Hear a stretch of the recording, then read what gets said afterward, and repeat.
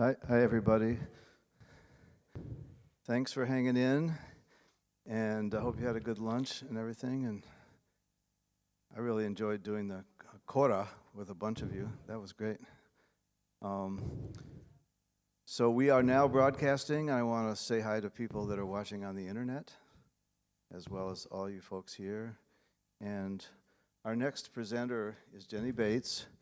And Jenny's a therapist who has a private practice in Kingston nearby. And she, in particular, has been doing a group called Climate Grief. How long? A year. A year, yeah, for a while now. It meets once a month. Yeah. Ooh. And so she's going to present her work to us and for the next hour. And this is going to be interactive. And thank you. Stand up. Good, stand up. Yeah. Welcome. Thank you, David. Good afternoon, everyone. It's an enormous honor to be here. Thank you, Kamapa. Thank you, Buddha. Thank you, all the bodhisattvas and everybody. And thank you, David, and the management here at KTD for putting this on. Thank you, Min. And thank you, I don't know everybody's name, but thank you so much. So this is going to be a low-tech presentation. This is about as technical as I can get. And David's right, I'm going to share with you my journey through grief. In my little bio, I said I've been living positively with grief for quite some time. And but first of all, I want to open this up in a little ritual that I like to do. I invite you all to stand, those of you who can, please. And we are going to open to this land and this world we are in. We're going to face north. And we're going to invite in the energies from north. This is non-Buddhist. This is from the north. Whatever you feel comes to you from the north, but I like to bring in strength. Strength from the north, we thank you. Turn 90 degrees, right angle, to the east. East, bring in praise, bring in awe, bring in exaltation. The light is returning. Thank you, East, for being here with us today. Then we turn one more 90 degrees to the south. The south brings us warmth, brings us light. We move to the south. We invite you in south to warm us up and connect us together. Thank you, south. And we turn one more to the west. The west brings us acceptance. Things come and go. We accept the way things are. Thank you, West, for being here today. And back to center. And the ground we're on, this Mother Earth that's been referred to so much, so many times. Where would we be without Mother Earth to stand on, Mother Earth supporting us? Thank you, Mother Earth. And the sky, for inspiration, whatever else you get from the sky, the stars, the light, I like inspiration from the sky. Thank you. And take a moment to remind yourself of all the ancestors, all the people that are in your lineage, in the human lineage that have gone before, the people who are here now, and the people in the future. Those of you who have grandchildren will be very close to those who are coming in the future. I also want to honor that we are in Lenape land. Lenapes were the Native American Indians here, the indigenous people. I was a little saddened and I read the note coming up, the what do you call it? Sign on the road. Simply said Indians. I would love it to say Lenape Indians. They had to leave. They went to Oklahoma. Many of them went to Canada, but they are no longer here. We honor the Lenape land. And the Nagas, and whatever else we've been introduced to, the deities of the land, and we are not just one thing. So thank you very much.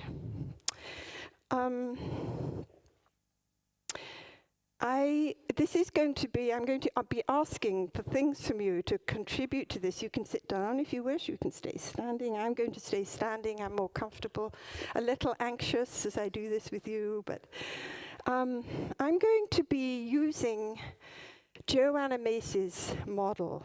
Some of you may know her work. She's been working with climate and climate activity, climate awareness for years and years and years. She's a practicing Buddhist, and she devised something that she talks about the great turning. Mana Joe referred to this in the shift of consciousness that is needed. The great turning will be a shift in consciousness necessary among us all. So Joanna Macy has this spiral. So I'm going to take you through this afternoon, this short time, around the 4 stages of a spiral. Does anybody here know this work? Oh, good. I thought that I'd be, oh, you do. I thought that I'd be preaching to the choir the whole time. So this is great that you actually don't know Joanna's work. So the spiral has 4 stages. And the first one is gratitude. That's where we begin. Anytime we're thinking of the climate and Mother Earth and our beings and our families and ourselves, it's a very good practice to start off acknowledging what we're grateful for. So I'm going to invite all of you, one at a time, whoever wishes, to just shout out something for which you are grateful for in this moment in your life.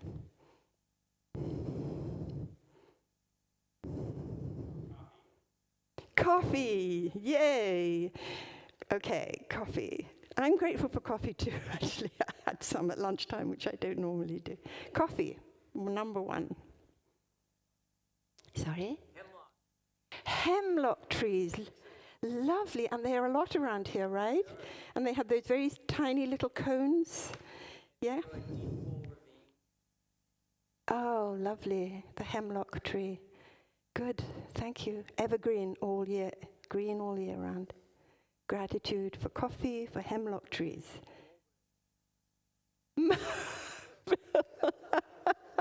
You're right. Gratitude for your mobile, your cell phone, absolutely. It really keeps the communication going and the connection, and why not use it if it's there for us to use? David is using it right now, right? Yes. Gratitude for the cell phone. You call it a mobile? Mobile? A mobile. Okay, you're mobile. All right. Yeah.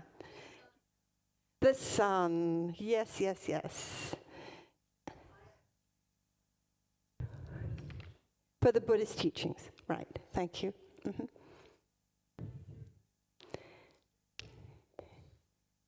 Through the green leaves. I can't quite hear you.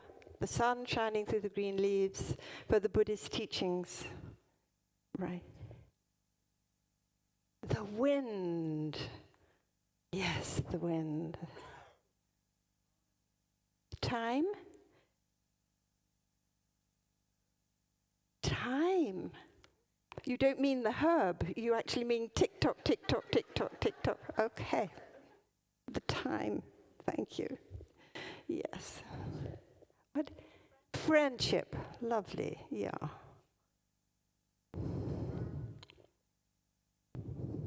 Was there another one? The earth, Mother Earth, yes. Gratitude. All right.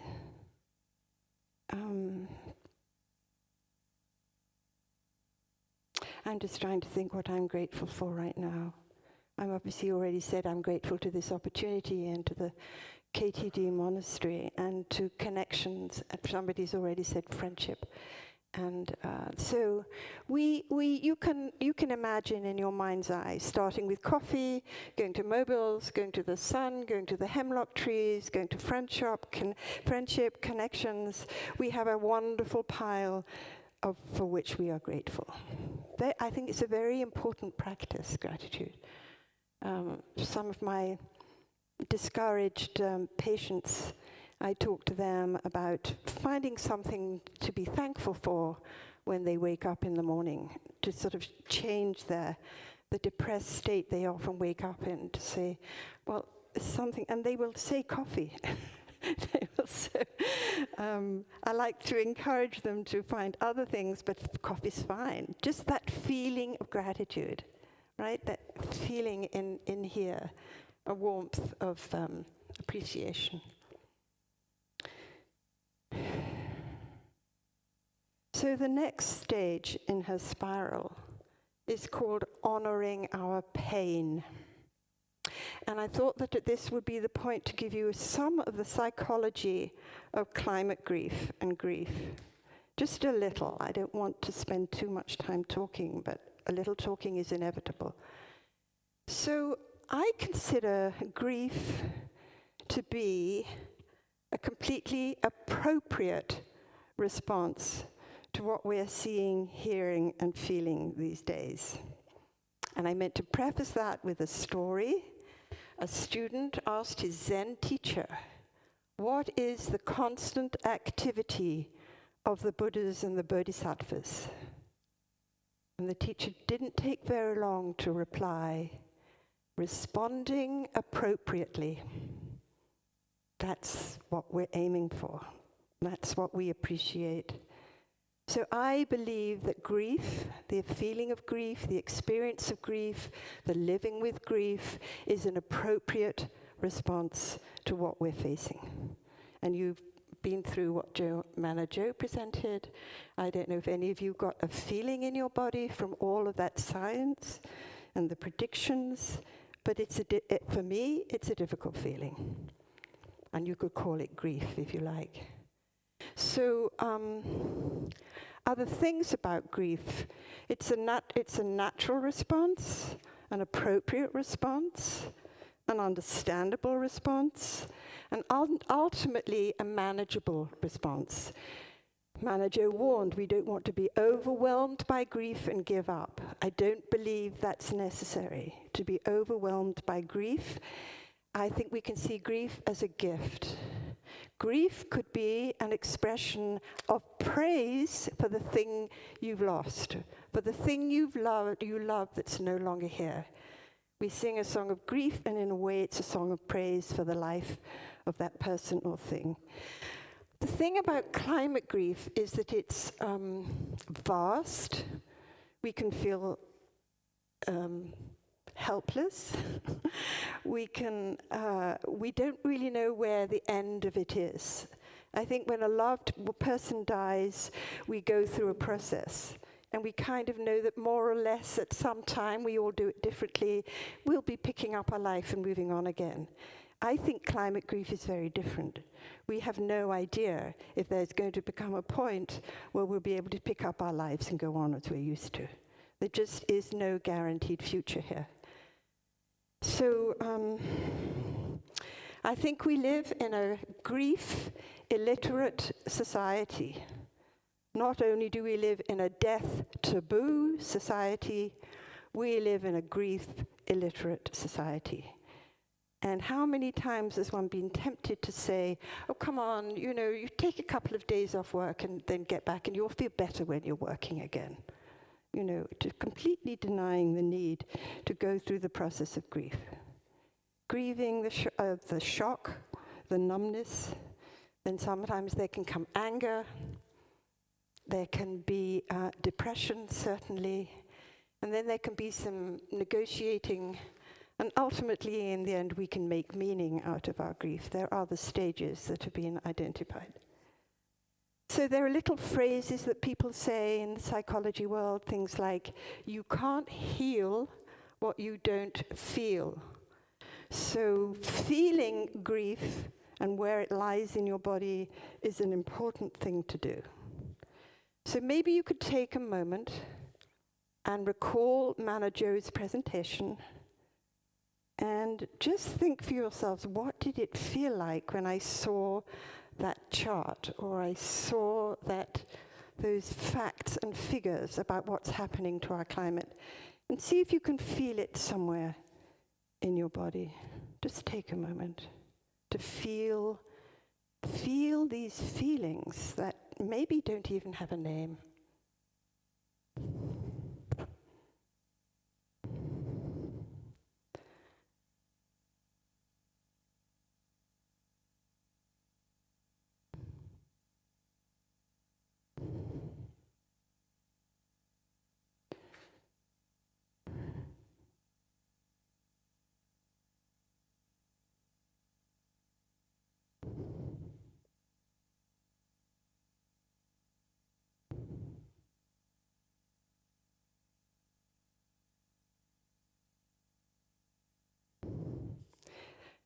So, would anybody like to take a brave step and describe where or how or what texture their grief has, or what color it has, what shape it has, where it is? Does anybody feel that they would like to offer something from just taking a moment to feel this sadness, maybe the overwhelm, the bewilderment, the feeling of grief, of mourning, of tears? Yes. A hole here, somewhere in your chest, upper chest. Yes, thank you. A hole, yeah. A loss. Yeah. Yes.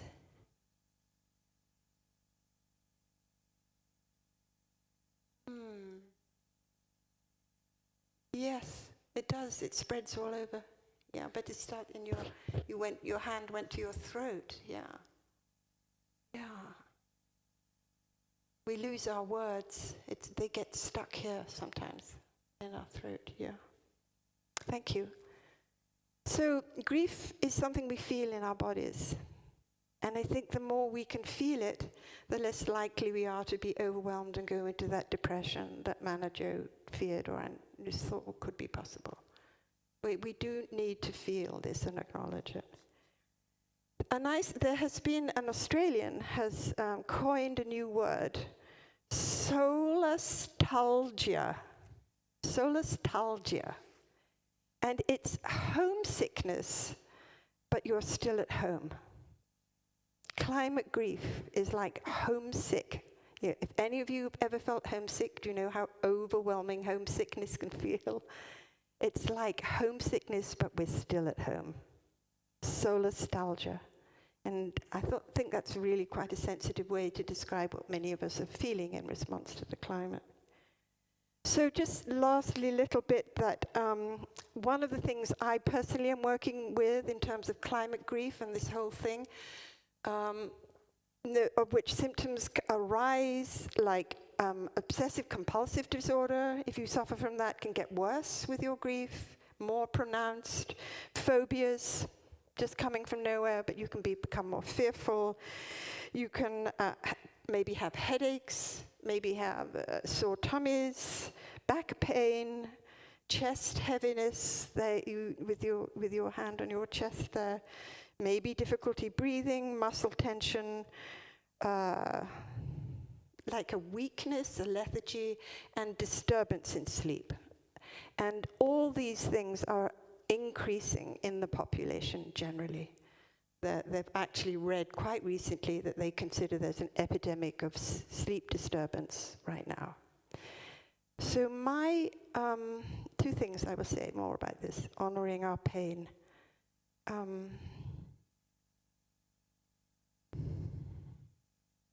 It's called cognitive dissonance. Have you heard of cognitive dissonance? Yeah, would you like to tell me what you know about cognitive dissonance? No? Okay, sorry. Cognitive, what happens here in our thinking? And the dissonance comes when what we're thinking doesn't match with what we're feeling. And to be continuously living in a way that what we're doing, what we're seeing, what we're part of in our system really goes against what we feel to be right, creates this tension within one. There's really quite a lot of psychosomatic, physical response to living all the time with cognitive dissonance. It's something to be acknowledged. Recently went on a major road trip, and while I was in awe of the beauty of this country and the scenery, by the same time I knew that every mile I was burning another so many ounces of gasoline. And I worked with that. I was getting so much joy from seeing the Rocky Mountains, from seeing the New Mexico desert, from seeing the prairies of Kansas, but by the same time, there I was burning fossil fuel. Some of it we just live with, some of it we can really decide to do something about. So one can dissociate. I tell myself that people who are really still insisting on burning fossil fuel, despite the evidence, despite what they know, must have a serious, serious condition of cognitive dissonance. And it's a form you can dissociate. You just simply don't relate to what you're feeling, and your head is up here and you're acting on, but it takes its toll, physically and psychologically. And of course, the last thing would be suicidal ideation. And if anybody you know or any of you feel close to that, please, please, please feel able and ready and, to seek some help, to talk about what we're feeling and what we're going through. So people in my profession are more and more and more aware that we need to be talking about climate grief. Eco-anxiety, it's got a lot of different names, but I think we're all using different words to describe the same thing. So that's Joanna Macy's Honoring Our Pain. Anybody want to say any more about honoring our pain? Anything else that comes up for you?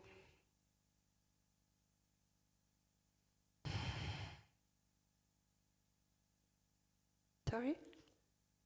How do you honor our pain? Great question. Yes, I didn't do that, did I?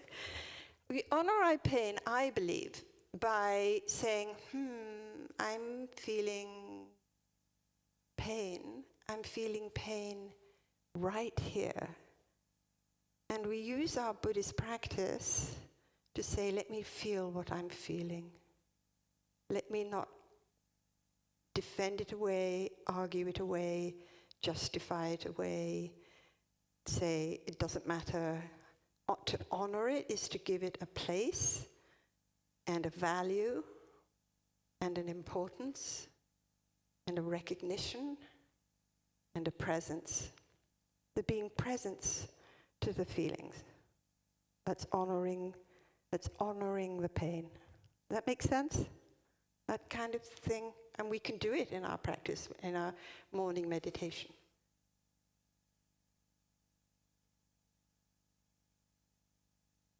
The words that I just repeated, what I said, we honor it, we give it place, we value it, we know it's important, we welcome it. Anybody else remember any of my words? Right. Right.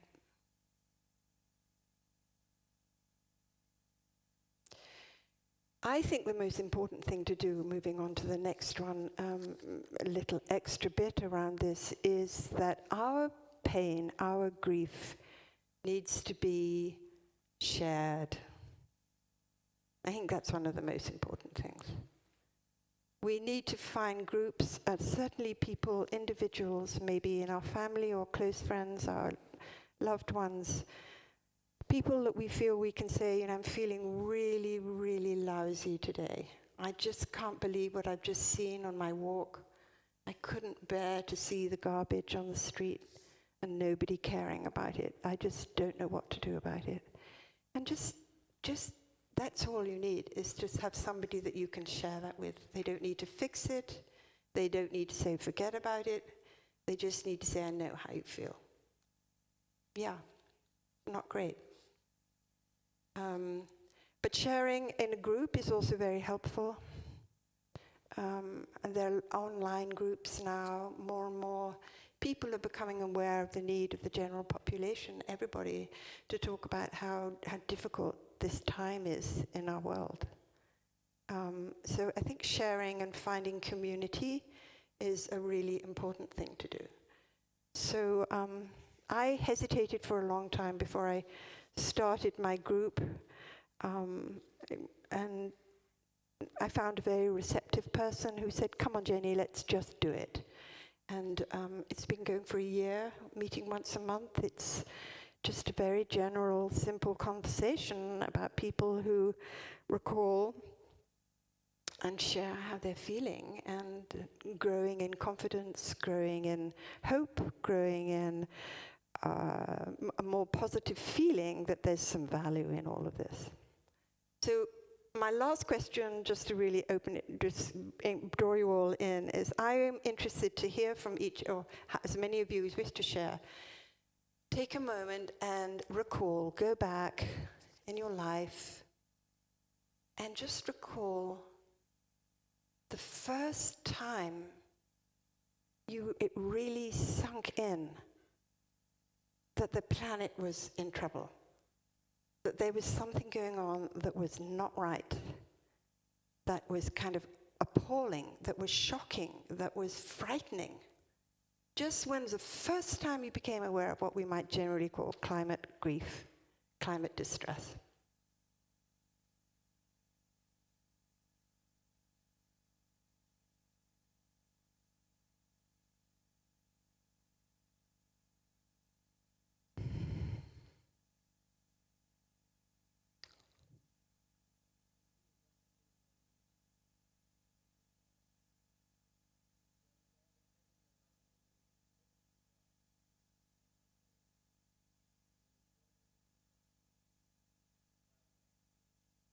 Uh-huh. Yes. Something was going on. There was a January, I think, 2 or 3 years ago, which was like, as you say, in 60 degrees in January. It was eerie and spooky and not right. Yeah. Thank you. Yeah. Oh. Do you remember how you felt in the second grade with the Save the World Whales?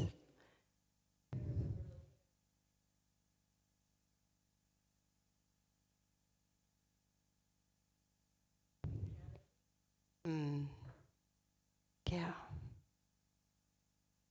You're little in second grade, like you're 8 or 9, is that right?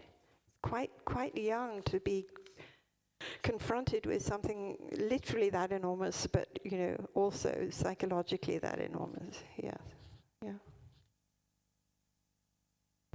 Anybody else?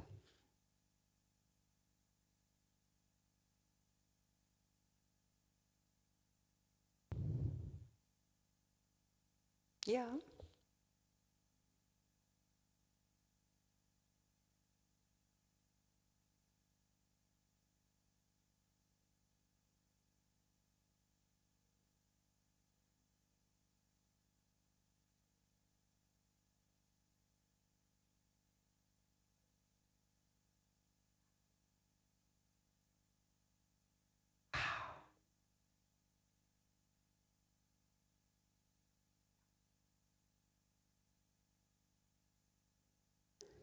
Made you feel tight. That's right. Yeah, you sort of want to defend against it. That's right.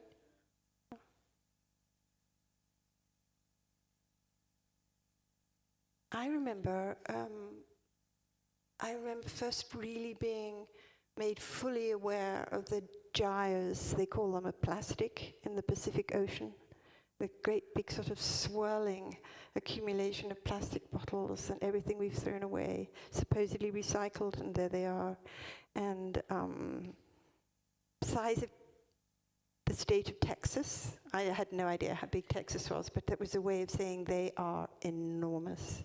And now there are 4 or 5 of them, or however many. I don't find it easy to keep up with the latest information.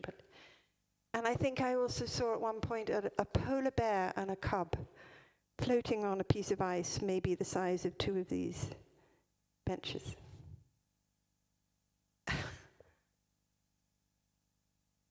And somebody told me of a song, a recording of a male bird singing for its mate. And there was no response. There was no mate to sing back to him. What? For 5 years.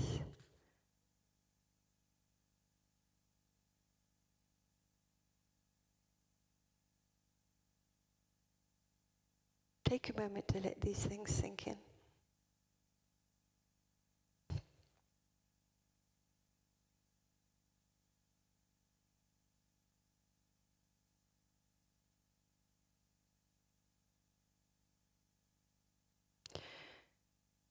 So these things are to do with the natural world.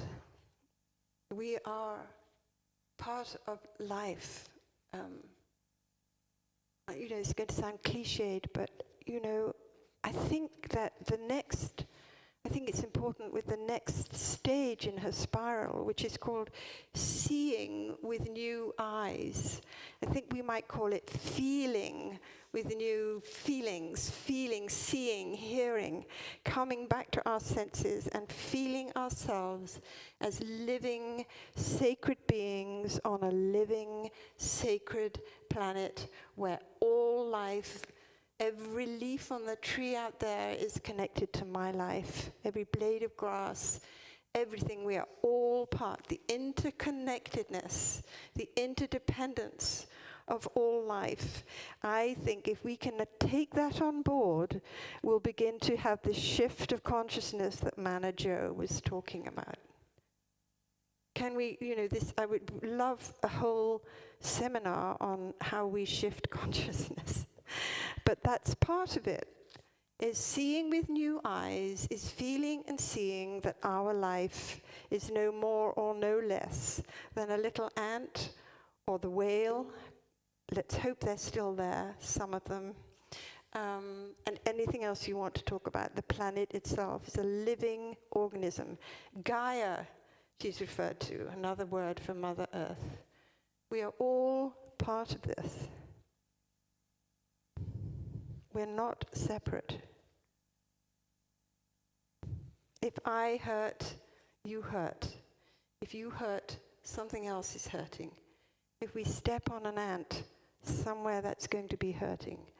It's really important, I believe, in this work of climate grief, to begin to know that life is sacred. Life is sacred. What does that mean? Life is sacred. And if we can come from that place, I think we would be living in a different world. If we could all come from a place where the earth doesn't exist simply to support us, simply to give us what we need, simply to keep a consumerist lifestyle going, simply to always have hot water coming out of my tap when I want it. Simply to, are you noticing in the stores the shelves are getting empty? Does anybody notice that when you go food shopping? There are blanks on the shelves. Thank you. Yes, things are breaking down. We're not able to sustain what we're doing. It has to change. So I believe that this climate crisis is an opportunity to deepen our spiritual practice. There's no doubt about it. And I think it's wonderful. I'm assuming that most people here, all of us, have a very deep and long-standing Buddhist practice, maybe a beginning Buddhist practice, but we're all beginning to develop a spiritual life. And I think if this can be linked to, it's not separate, what's happening in the world, then we will be able to move forward in a way. I can't tell you, I don't have all the answers, but it's... So, where am I going? Give me a moment. Let me just look and see what I'm doing. Seeing with new and fresh eyes. I've got some questions to ask of you, and maybe you could turn to somebody next to you and have a short conversation around these questions. Would that be okay? Find somebody you could turn to and talk to. When have I felt most alive? What is in my heart as I feel into the ecological crisis? What image or story makes me feel what is happening on Earth? How do I connect with what is real? When have I felt most alive? What is in my heart that I feel in the ecological crisis? What image or story do I have? How do I connect with what is real? So took my watch off, thank you. I'll give you 3 or 4 minutes, if you can. Just quickly turn to the person who's next to you and see if these questions stimulate any kind of conversation. What?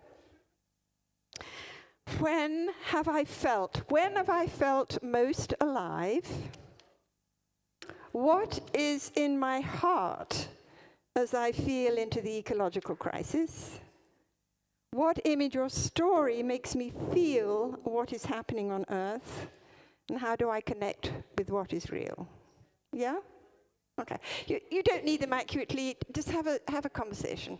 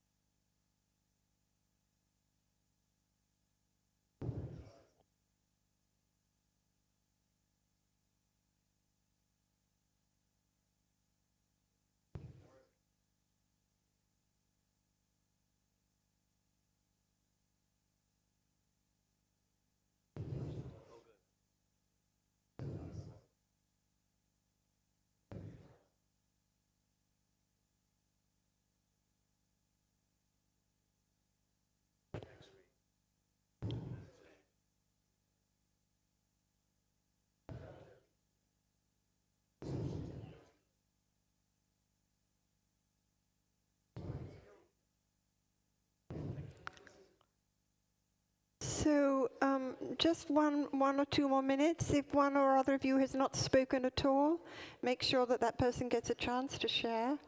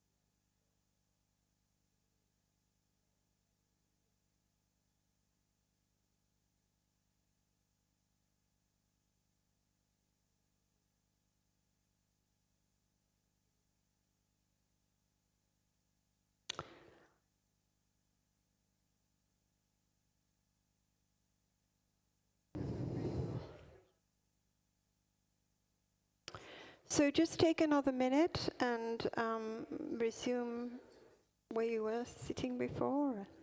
Come back.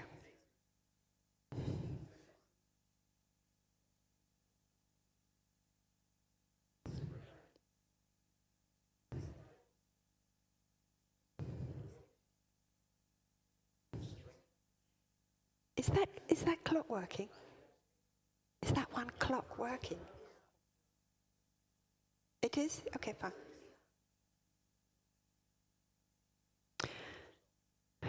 Okay, everyone. Thank you. In the interest of time, draw your conversations to a close. And what's fallen? This has fallen. Thank you.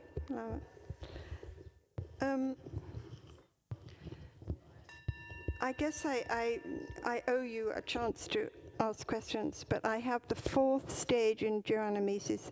I can't see what's going on here. In Triyana spiral.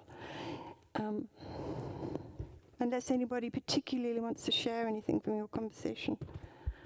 Anything pressing that you want to share?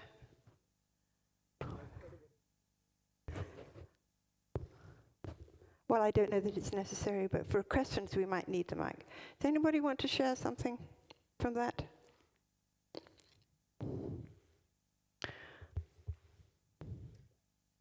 Yes, thank you.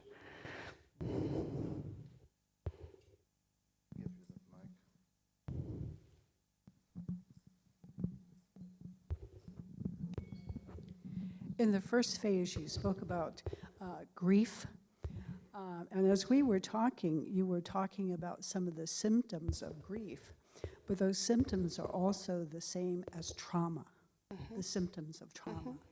So should we make a distinction between traumatized or being grieved by what's going on in the environment? That's great conversation and great question. I think grief doesn't always have trauma. Trauma will always have grief. Grief can just be like this chronic, low-grade, constant reminders, and it isn't a traumatic event that seizes up our neurological system and we get stuck. Grief is more flowing. Trauma is really, if you like, against life in a way, because there's this freezing that happens and stuckness. Grief doesn't need to be like that, but it's a good exploration.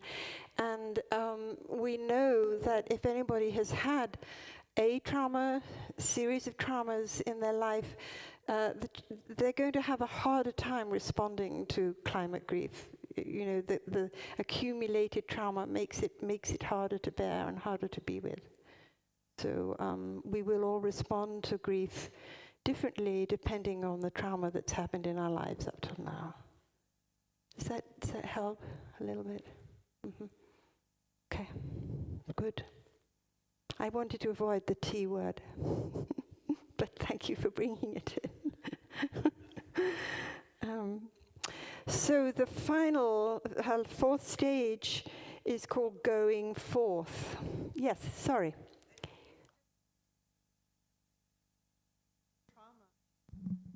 In terms of trauma, Greta Thunberg was traumatized, and ultimately that led to a world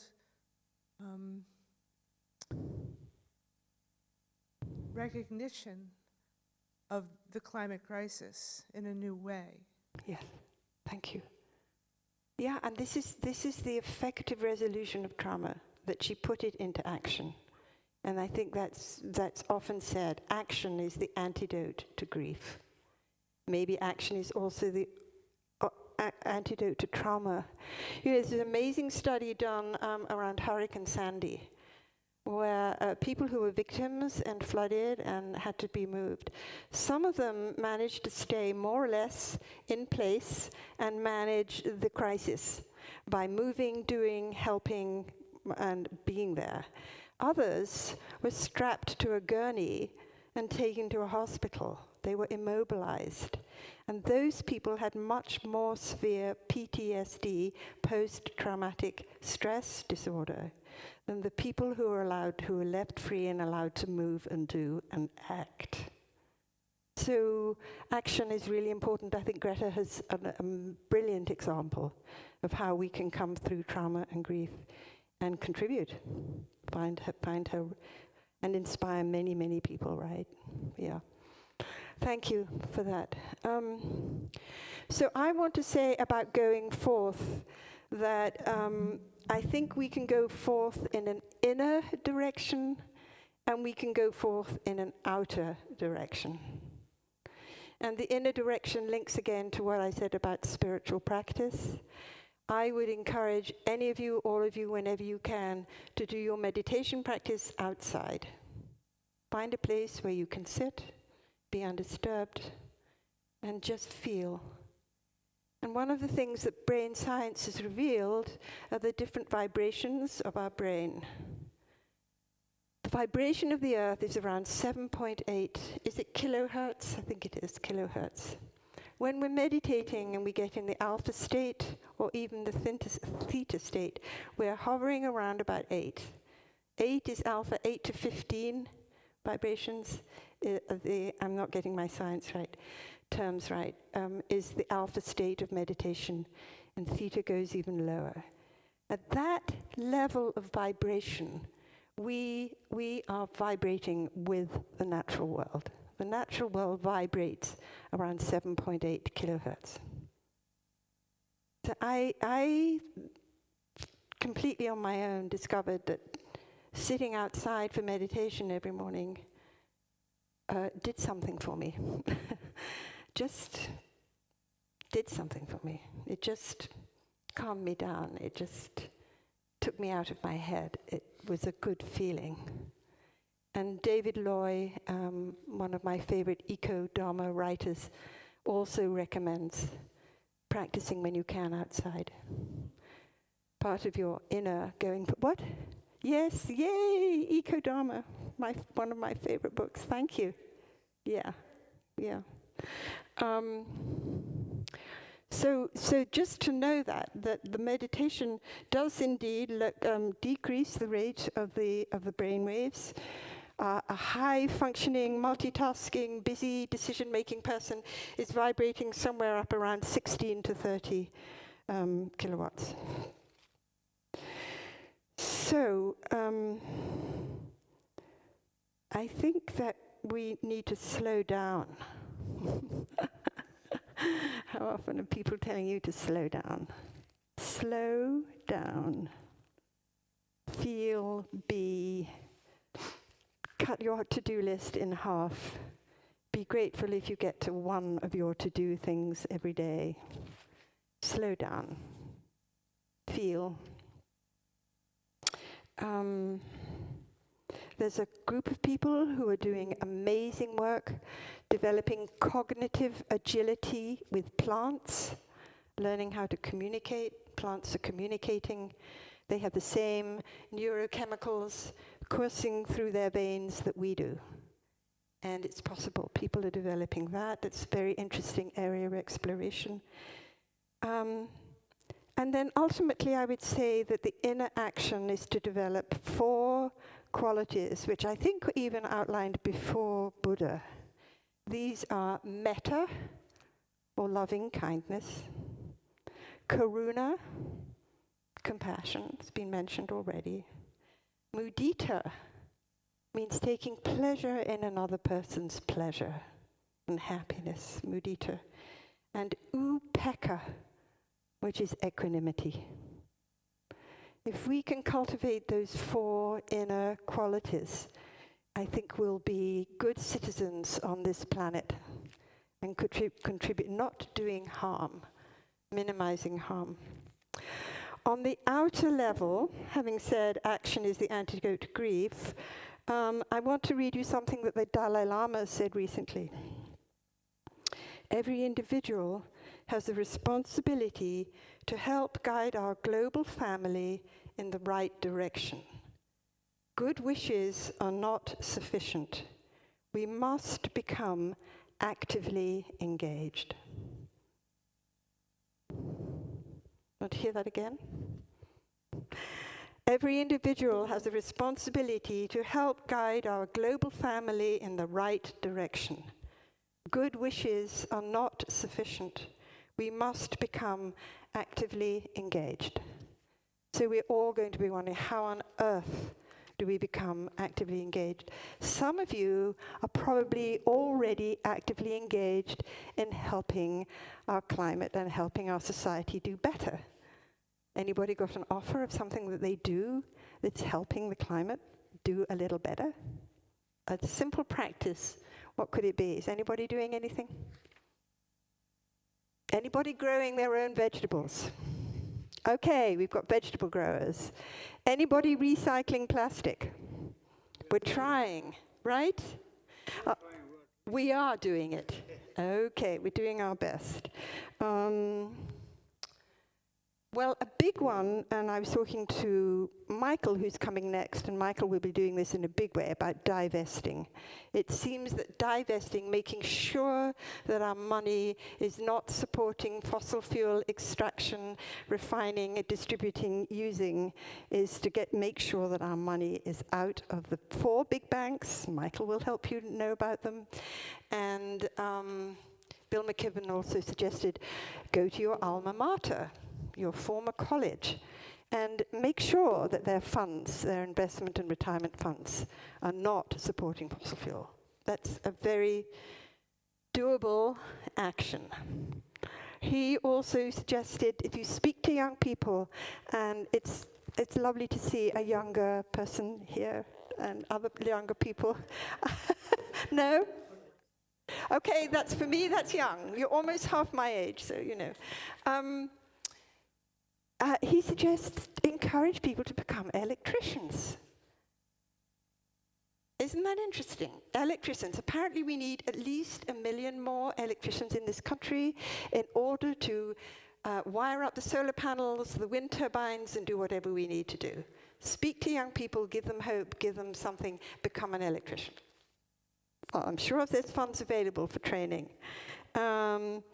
Organizing locally, you know, let's get whole streets, getting solar panels on their roofs. I don't know, there's all kinds of things to do. But the last thing, I could go on and on, but I won't. I'm very moved by some of the teachings from indigenous people. I was told indigenous people around the world occupy about 6% of the population. They occupy maybe 25% of the land on the globe. They are doing 80% of the ecological awareness work, the defending, the protecting, getting rights for rivers, you know, doing this stuff that's happening. It's indigenous people, and there's a wonderful writer called Sherry Mitchell, and she offers that. She really says, basically, we live in a culture that has created total dependence. Here in America, we love to believe we're free, we can do this, we can do that, but what she's pointing out is we're dependent on people we don't know, and from sources that we have no idea what they are, for everything we depend on. She outlines 4 areas of sovereignty: water, food, energy, education. So if any of you feel moved to move into an area of creating self-determining communities in terms of water, food, energy, and education, go for it. We need self-determining societies. Thank you.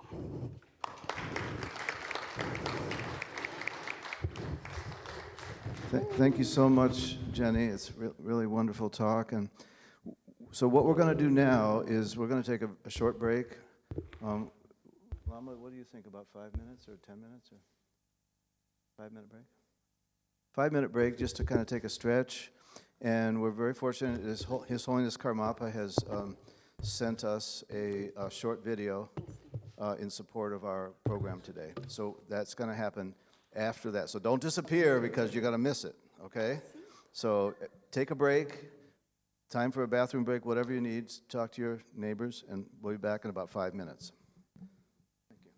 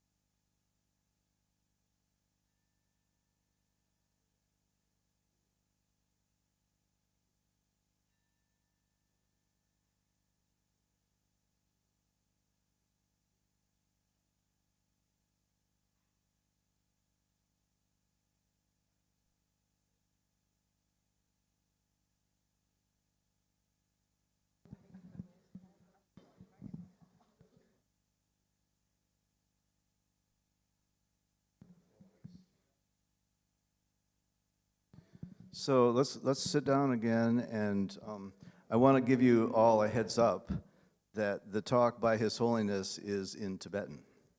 So if you can't understand it, I'm not surprised. I won't be surprised. But the good news is that Khenpo Sangye has come back, and he's going to translate it after the talk is over. So it's a short talk, and he's going to either remember it all word for word or maybe take a few notes, and he's going to... Okay, good. So he's going to remember everything His Holiness said, and he's going to translate it for us. And do you have a mic, or do you want to use this one? Oh, you got that. Okay.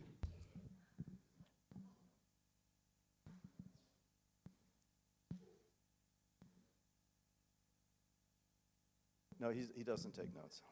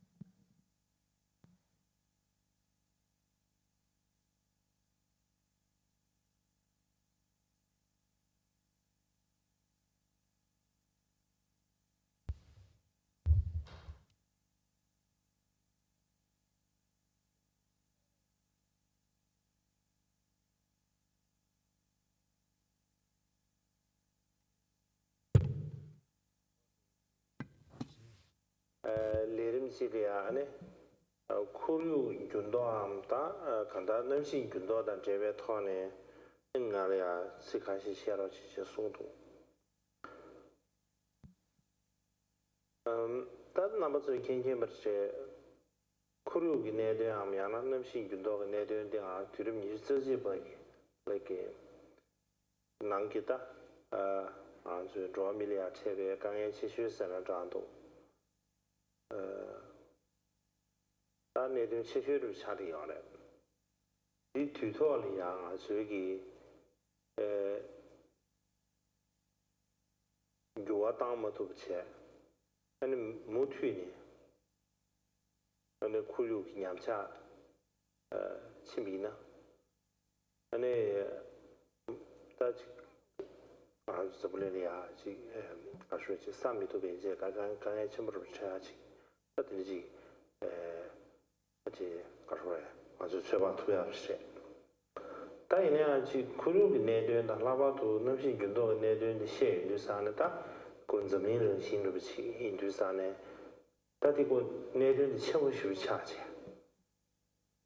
다딩아라즈 미겔 소수의 초야 나로래야마 자리 인주산에 또지 까라하부지 아사네지 구르기 내된데 최다를 취지 당 아주기 아주 밑개지면에 그룹이 내준 뒤토래 내가 치아디베 하장기베 가서에 추주르지다 지금은 되면 버르지 근데 주통이 요래 디교전 때는 명함지 미세텔에 심쇼를 내줘야지 당 조화를 내줘야지 가버르시 차디 유스라 드린 유산에다 아주 삼삼 지 구류다는 신기도 사르부터 야심부 시부지 삼동 먹어체 안수기 미게지기 니머리기 초야 나오네야 아주 가르쳐도 그래서야지 이렇게 좀 시부지 도 삼차도 그러나 아주 잘한 예배 걸려야 그러나 사제의 예배 걸려야 네 리스 가서다지 양결 배주 제조업에게 안에 된게 가서다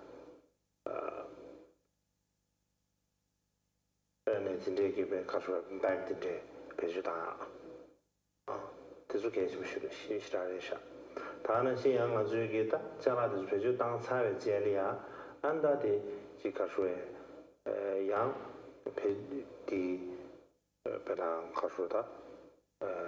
기니 루세나와 루비산에 양 아주 지 들이야 이와 체체. 는 가시에 양결 배주 동사르부터 뭐래 양 가시에 양 양결 배주 동안 매버부터 뭐래 간다 dinge 토네 지 기니 토담 해야 되리나 아주 토나라고 지 제거하되 개춤시라래샤. 따디 로제니야 아주 디가에 지다유기 말다 디사 직자라 가르테메네 대단님도 지 빠기지 마부시죠 어디도 와.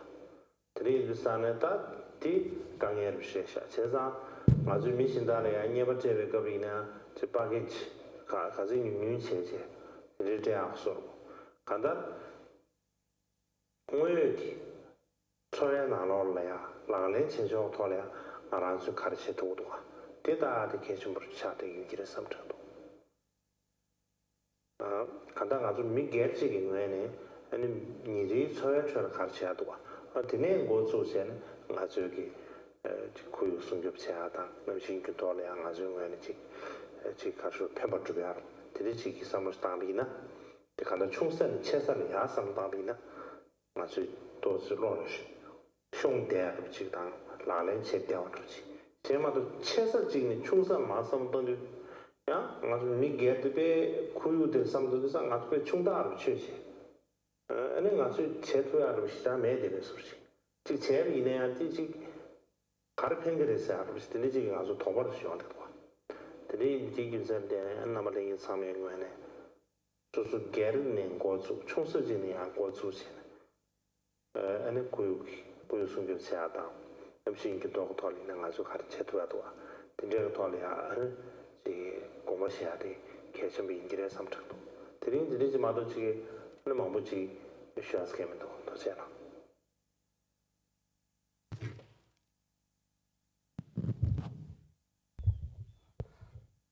Are you ready to listen my broken English?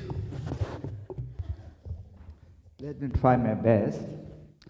I always say when I translate, the worst thing is I cannot put in a beautiful English, but the good thing is I can understand the Tibetan fully. So usually I try not to miss the important point, even I can speak in a very nice way. So what His Holiness said is that I have been requested by Karma Triyana Dharmachakra to speak a little bit about the environment protection and also climate changing, right? Climate changing. So this 21st century, one of the biggest challenges and the problem that we human beings face is the climate changing.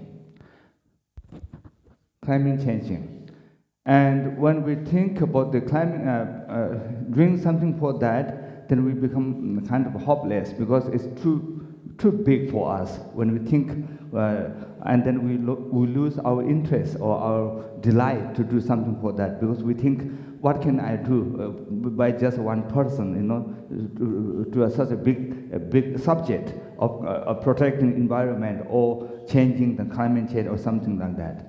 But that's not the way how we should think. But anyway, first, if we cannot do something to change or to protect the problem on time, if we just let it be in this way, then it will become unmanageable, right? And could be a very big problem.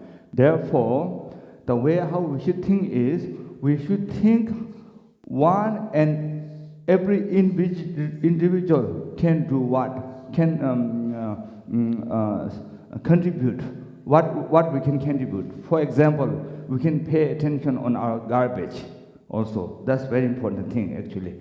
The rubbish, because from 100 years and now, I think there was not like that, but now whenever you do something, we have so many unnecessary things, packing and here and there, and we use so many things. We can reduce using those unnecessary things. And for example, when you do a shopping for your grocery shopping, then you can think which are more recyclable, and you use more that way. And also when you dump the garbage, and we can think very carefully. That's just example, you know, which is recyclable, and we should separate them very well and put that one can be recycled in the recycle bin. Bin, okay, and then they put it the other one which cannot be recycled in the garbage and so forth. Starting these kind of things, and then actually there are a lot of things that one person can do. Person can contribute to protect the environment and to protect the climate changing. And I think that's all for today. Thank you.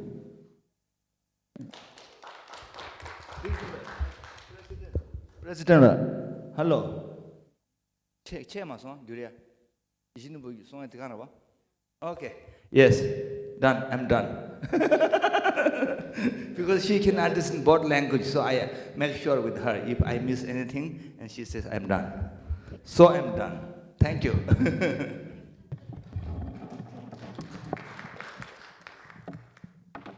Thank you so much, Kempo.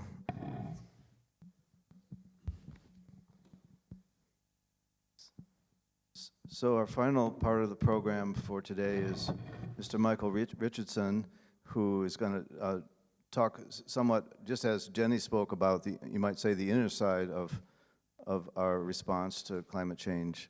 Michael's going to focus on, in some sense, the outer side, but coming from a very deep philosophical point of view.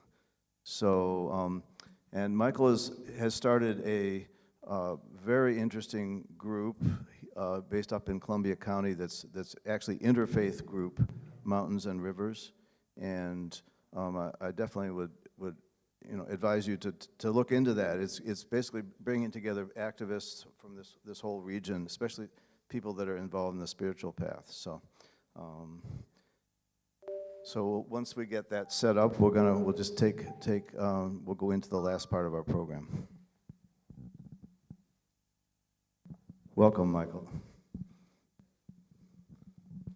Do you want some water? You okay?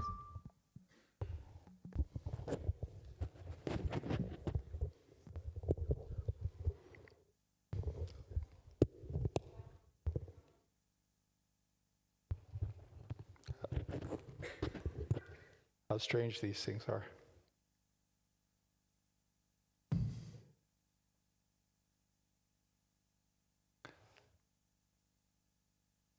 To start off, let me just say that most days I am involved in the climate finance movement.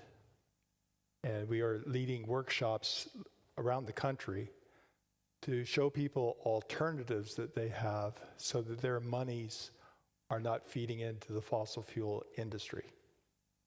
And some of you here have attended some of these workshops on individual divestment, how individuals can move their money away from doing harm. And David was one of those. So he says to me one day, would you like to give a presentation up at TDK, or TKD? And I thought, how novel.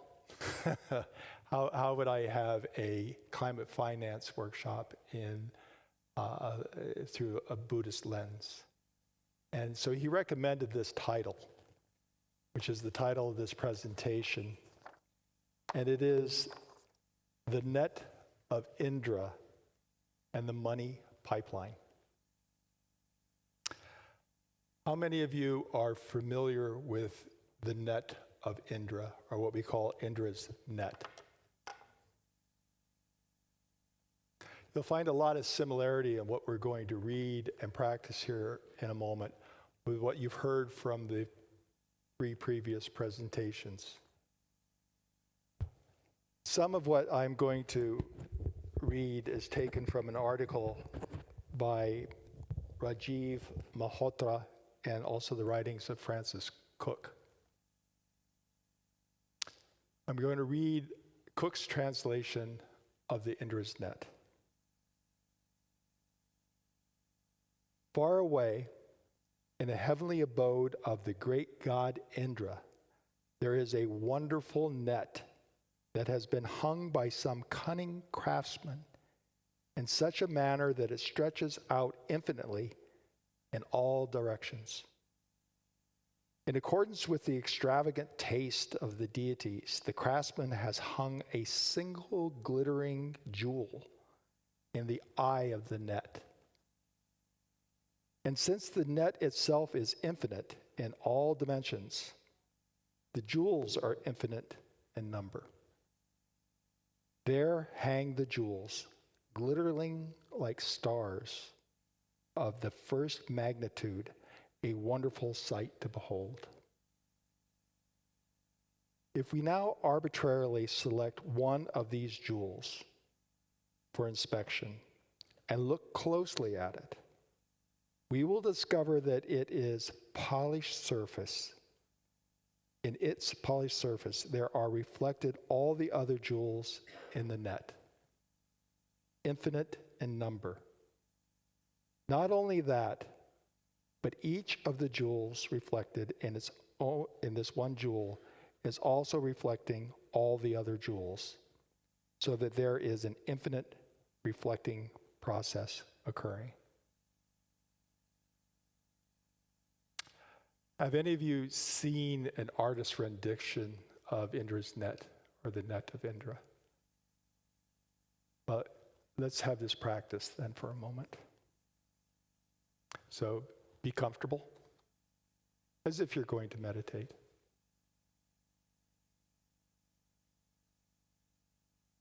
And close your eyes, because we're going to go inside the mind's eye. Close your eyes and imagine what this magnificent jeweled net looks like. What it looks like spread across the vast expanse of space.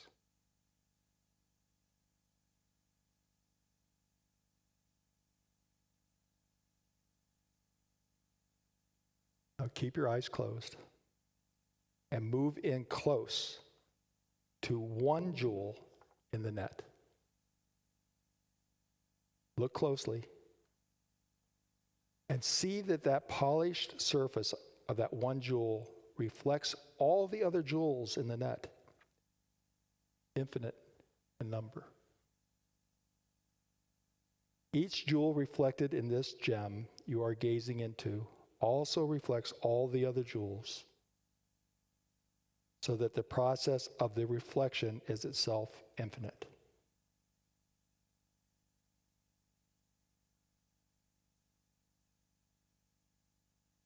Now open your eyes. Open your eyes and know that you are a sparkling jewel in the net of Indra, as is every person around you. Just as every jewel is connected with all the other jewels in the net, every person is connected with all the other persons.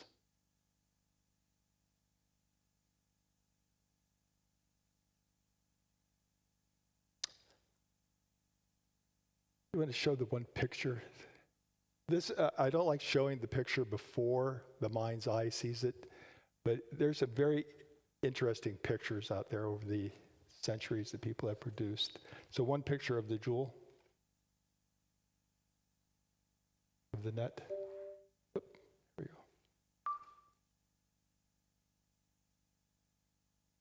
we go.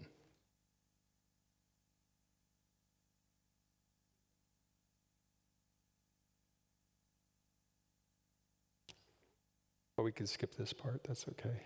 No single. Oop.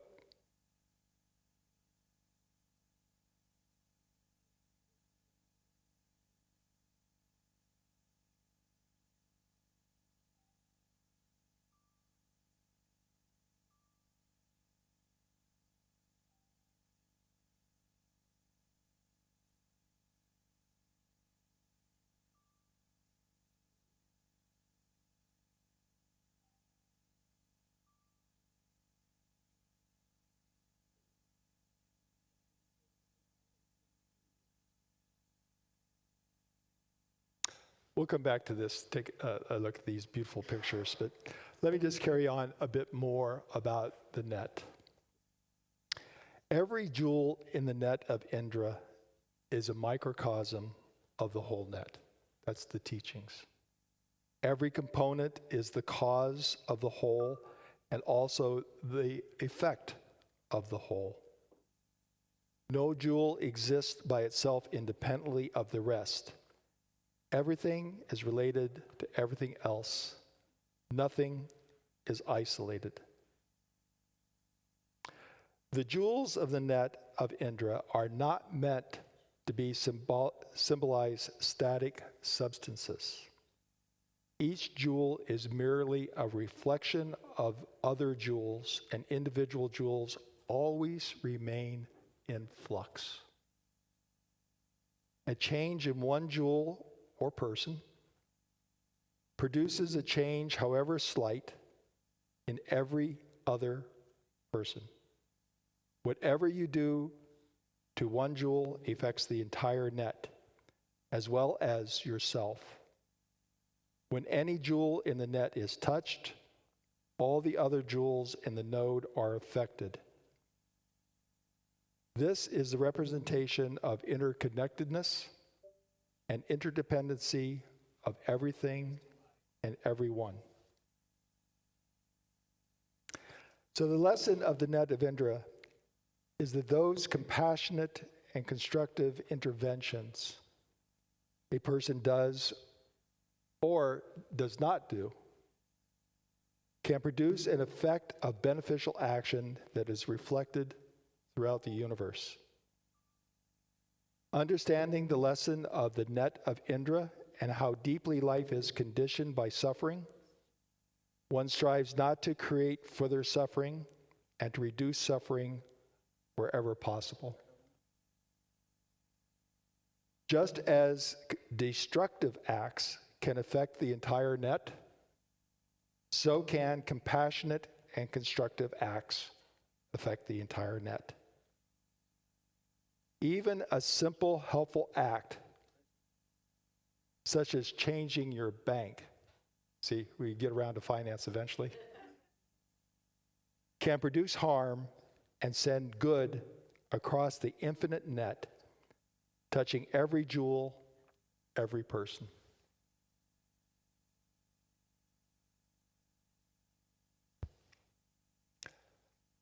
Was this what you saw in your mind's eye? No? Me either. Do you have another one?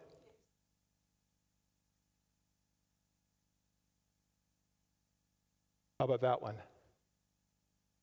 Yeah, that's what I had in my mind's eye.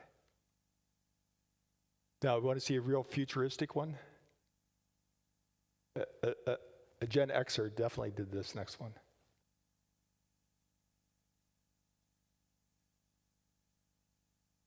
Oh, you can't see it so well. There we go. Yeah.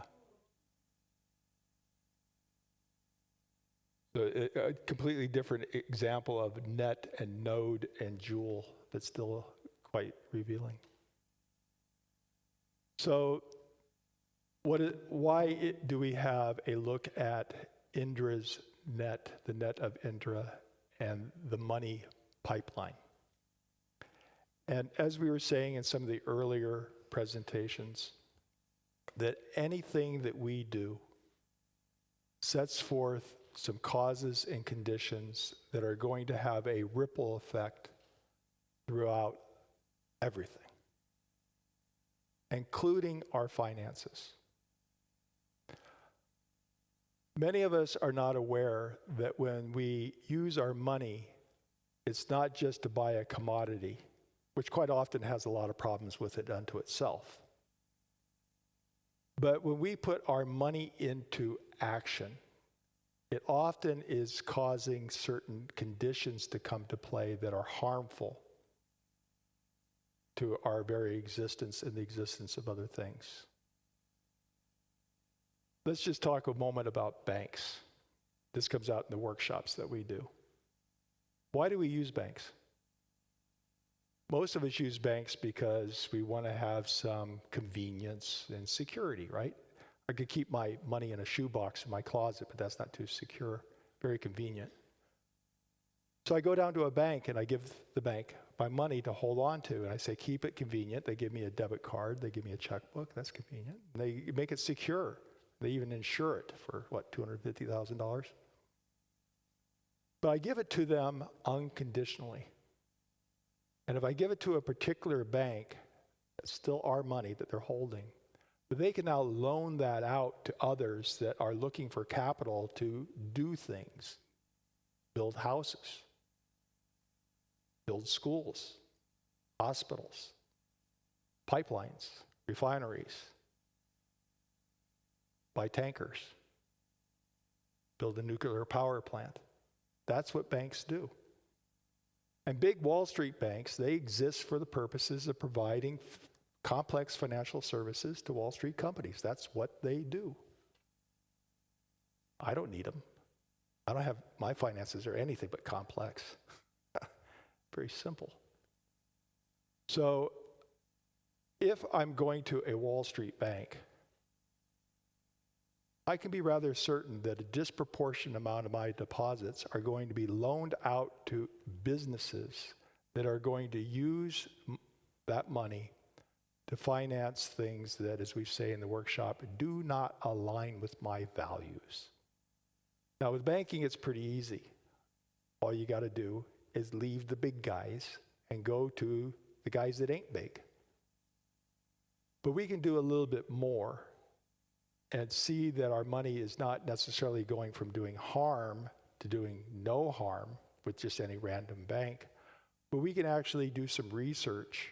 This is what we do in the workshops, to find those community banks and those credit unions that are actually taking our deposits and putting them back into our community for housing, for farms, for small businesses. That the money is going to, we used to say the butcher, the baker, the candlestick maker. I now put tofu maker, candlestick maker.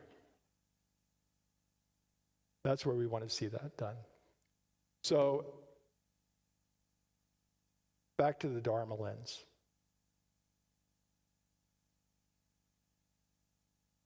When you know that something is causing harm, and you continue to do it, that unto itself is immoral.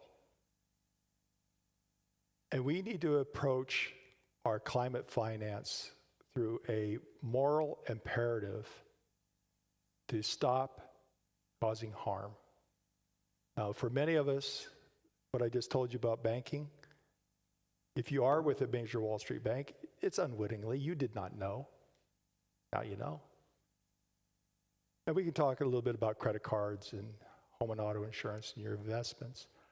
But we need to take some time to find out what our actions are doing and how that sets up causes and conditions that are going to affect our planet, our very existence.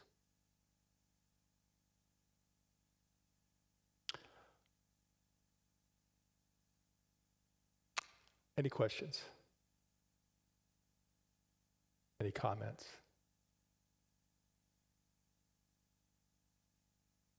Yes?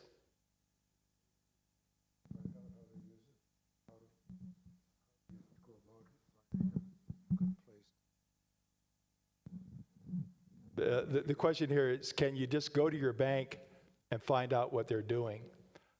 To be very open about it, all of the major Wall Street banks, we could name them, Chase, Citi, Wells Fargo, Bank of America, TD, Barclays, are major financiers, either in the form of giving loans or taking their profits that they have, now it's their money, not our money, and investing in fossil fuel projects in a disproportionate way.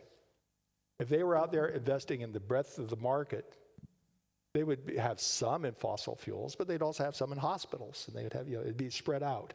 Disproportionately, these major Wall Street banks are putting way too much money into the fossil fuel industry. and a disproportionate minimal amount into the renewables. They are investing in the renewables, but just not in a balanced ratio. So if you wanted to go to a community bank or a credit union, yeah, you could ask them directly.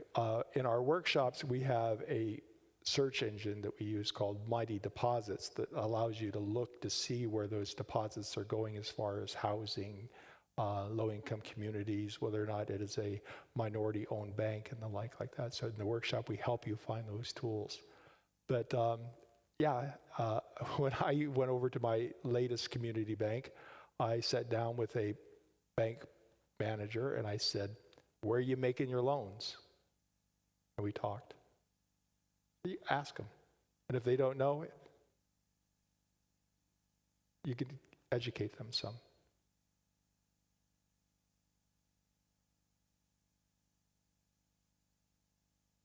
Any other thoughts, questions? I'd like to ask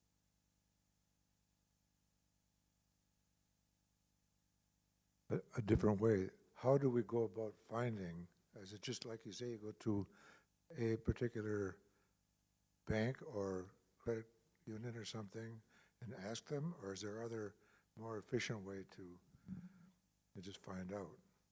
Yeah, here again, one of the better ways to do it is just to go through one of these workshops that are being made available. There are not that many of these workshops being done. The organization that I'm with is doing some workshops, and another group called This Is What We've Done. They're presenting the workshops, but we're trying to get more of that out there, and that's where David's bringing people like me in for presentations like this. But again, we could go on and we could talk about some credit cards and some other things. That's what the workshop does. But I wanted to make this a little bit more of a Dharma talk and allow us to explore into what we are doing with climate finance when we're being advised to do something, recycle, to plant a garden, to consume less. Well, here's one more to your to-do list. Green your finances and find a progressive way in which you can go through that process. And again, I could be readily available to any of this room to either give you some more information, or we can schedule a regular workshop, or you can plug into one of the workshops that are online throughout the country. But I'd like to go back a little bit more to what our obligations are, this moral imperative that I like to talk about in climate finance. That we can look at this through Indra's net. We could look at it through the Eightfold Path. We could look at it through many different lenses that teach us about the interdependence and the interconnectivity of all things. I like the Indra's net because that jewel, and it's not static. When you closed your eye, was your jewel static, or was it in constant flux? And here's where I think the real understanding of Indra's net is.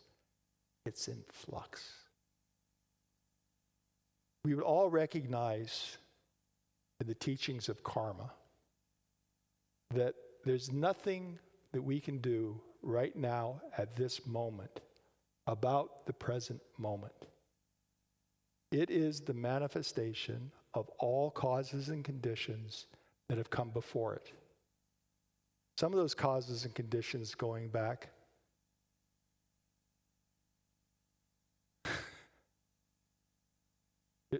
so one person said a while ago, before Buddha. What is before Buddha?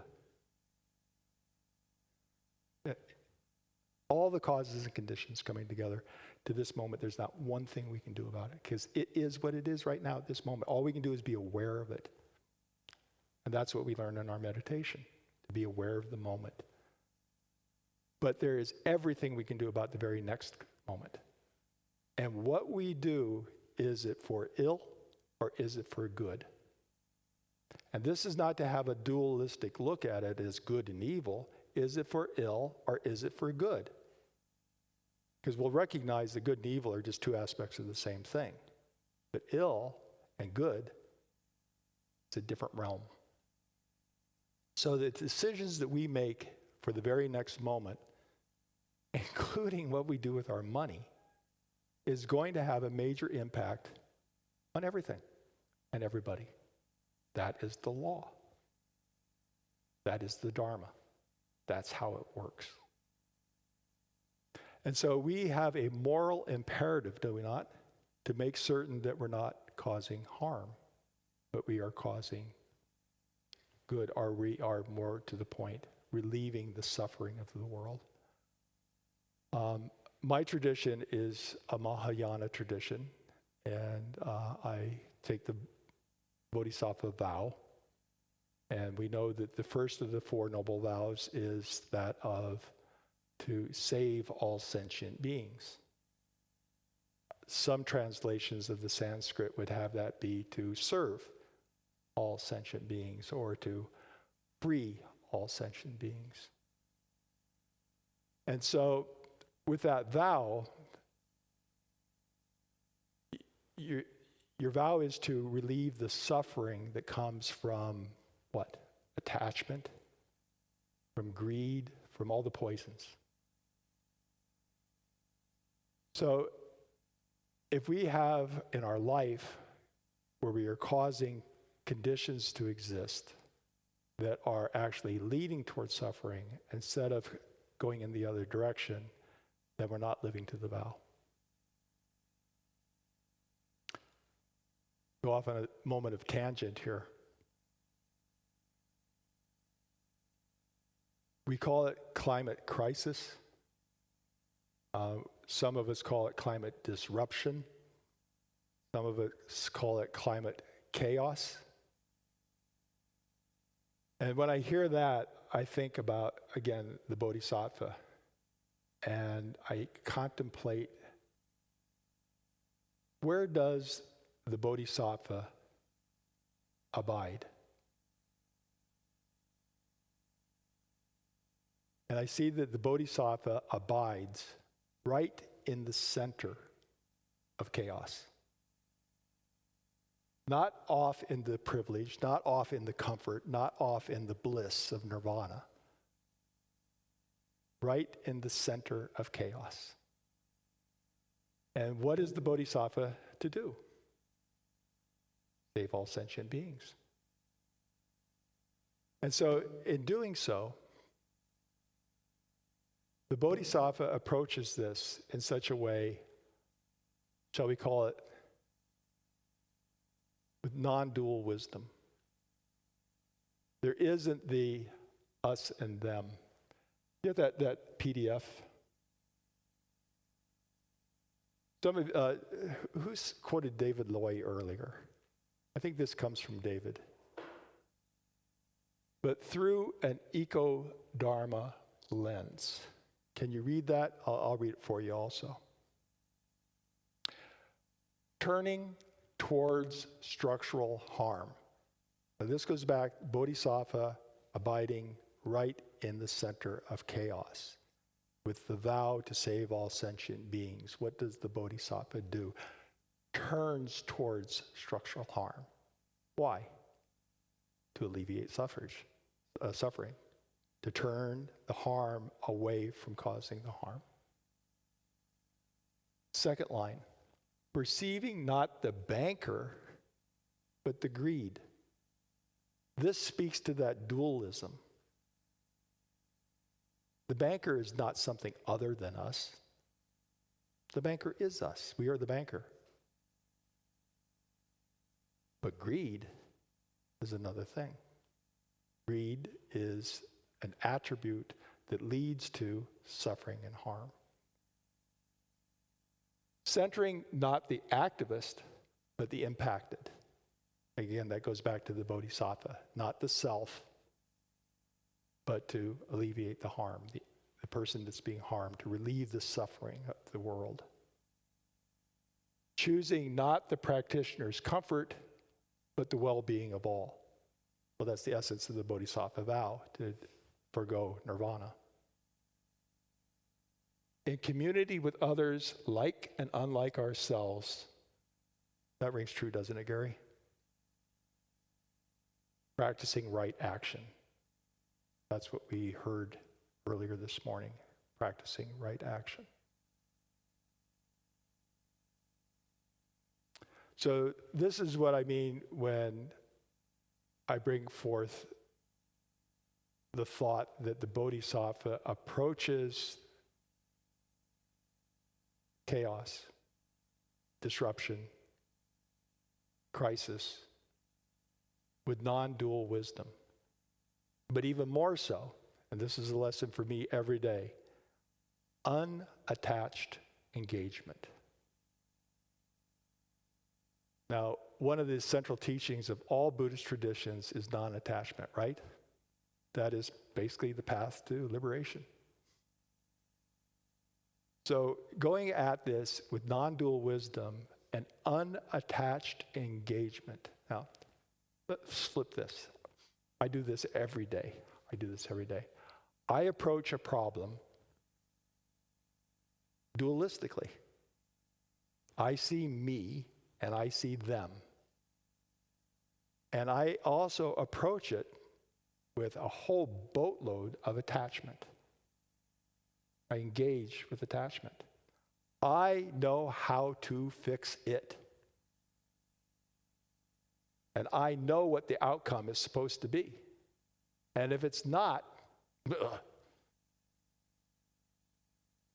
And so imagine now turning this back to the non-dual wisdom. It's just two aspects of the same thing. The Indra's net, the interdependence, the interconnectedness. And with the unattached engagement, do we do it because it needs to be done? Or do we do it simply to do it? Because as long as I have dual wisdom, or as I should call it, dual stupidity, and I have this attached engagement, there's a pretty good chance I'm going to screw it up. Probably screw it up really big. The teaching of the Bodhisattva with the non-dual wisdom and the unattached engagement is you're just engaging in the karmic flow of causes and conditions that are imprinting themselves, and you're not contaminating it. You're not going into the net of Indra and screwing around with the jewels. You're merely dusting them off so that the reflection is pure.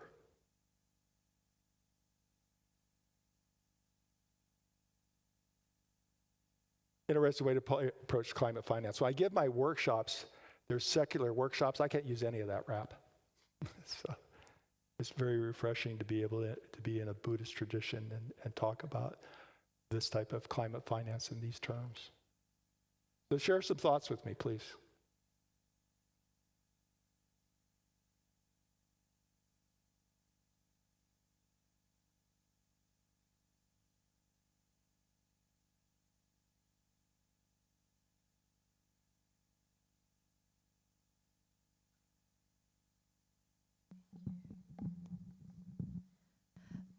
Could you please explain some of the areas where you think it would be the most beneficial as a Buddhist to invest or place your money in? In the climate finance movement, there's been a long-standing debate over where we should be putting our resources, our attention, the movement itself. And quite often when we talk about the individual, it gets dismissed as being something that, oh yeah, that's, but it really doesn't move the needle that much, and it doesn't. I mean, I could divest everything and put it into good, and that's not going to stop the amount of tonnage of carbon that's going in the atmosphere all that much. You, and we got a couple million, it starts to add up for sure. But the real major impact is at the endowment level. Just as an aside, we also do workshops that are focused on divestment of endowments. We have one that's just for faith-based institutions and another for not-for-profits, colleges, and the like. That's where you move the needle. But there's something more than that. I think you understand from today's experience. It's not just the money. It's the person, the movement, the overall, can I use the word collective karma? That we find that when an individual becomes aware that their money may be causing harm, and they can find ways in which it goes from at least doing no harm, but preferably to doing good, and that's again where we have to go do some research to find out where the good is happening. It happens here because it's your individual karma that is going to be so important, that you, when you get ready to now commit an act, I don't want to go off on a side wrap about intent. I think a lot of us who have studied karma, we understand this whole aspect of intent or non-intent. But you making this change, it changes you spiritually. And that is immeasurable, simply immeasurable. And we find also that the person that makes this initial change in lifestyle, whether it be what you eat, how you bank and all that, you become more of an activist in the movement too. So at the individual level, I think it makes the biggest impact. But you can also see where the argument falls. You know?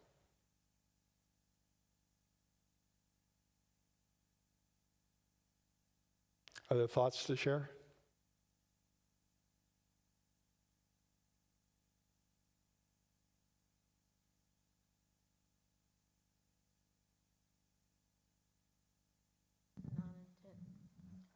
Is immeasurable? What can you say again what you just said in different words? I think when the individual makes the change within inside themselves from wittingly or unwittingly causing harm to where that's been removed to no harm, or even better yet, over to doing good, you're fulfilling one of the major bodhisattva vows. And in so doing, that is the immeasurable good.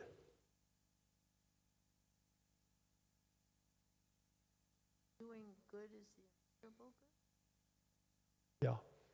Yeah, alleviating harm. Okay, because of the net. Sure. Thank you.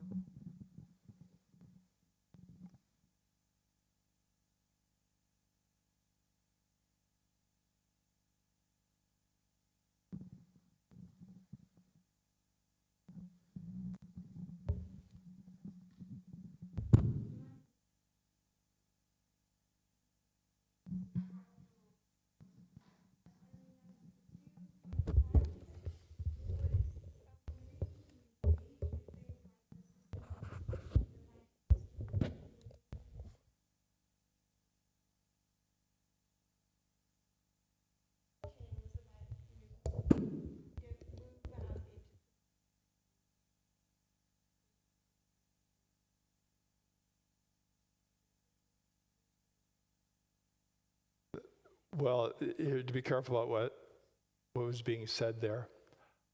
We're telling the story of the bodhisattva, and the bodhisattva abides in the middle of the chaos, having foregone nirvana to alleviate the suffering of the world. And what the bodhisattva does is the bodhisattva moves to structural harm, confronts it, goes to it. And again, that's why the non-dual wisdom and the unattached engagement is so, so important, because when you move to fix something and you go there with your ego or with your determination that something has to be a success or failure, you're going to screw it up. And the story of the bodhisattva is that's not how it happens. It happens with non-dual wisdom and unattached engagement, moving directly towards structural harm for the purposes of alleviating the suffering of the world. So that's the story of the bodhisattva. Now, in the mundane world with most of us that are trying to get up in the morning and make sense out of our lives, that may not be our path. So again, this is just the story of it and how we might want to approach our financial engagements with people in such a way. So nobody's saying go be a bodhisattva. That takes how many lifetimes? Just the story.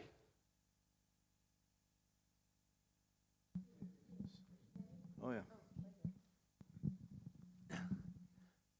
I guess an observation is relatively new to the activist movement, or maybe I don't think the language of activism often makes the distinction between corporate greed, which I wholeheartedly agree with, working in a corporate world, and the greedy banker. And I think too often the language is of the greedy banker, and we're trying to move people, that puts them on the defensive. And so one thing I've struggled with, even in Green Faith that I join you in, is that I think that message is appropriate here in the Dharma context, whereas individuals were aware of that importance of intent and motivation. But it can be, and I've found it's a hard, I am both of those at different times. I found in promoting solar in Columbia County that when that judgmentalism comes out directed at people, it has the reverse effect. And I mean, I guess it's difficult in that not all activists have that non-dual wisdom, so there's a special role for that. But I think it's just that distinction, I guess, is very important to me between corporate greed and the greedy banker. I mean, and it goes across different, but when it gets even directed at an individual or even a role that's filled by an individual, that's where I think you can start to move into the dualistic and harmful effects. Yeah, I agree with you totally. You and I have shared some thoughts on this.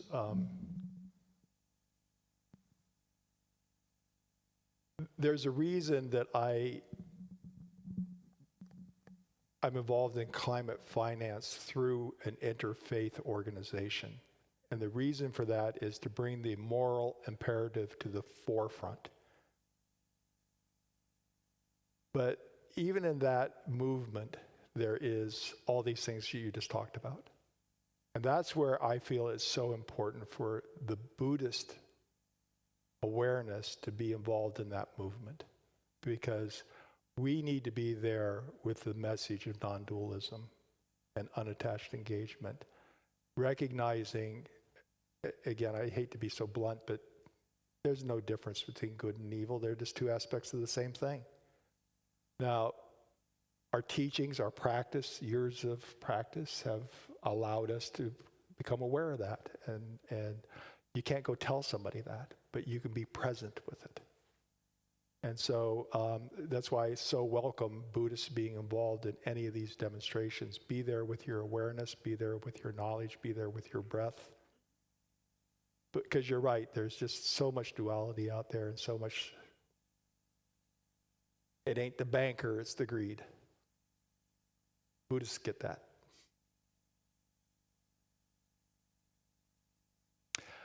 We're coming up on time.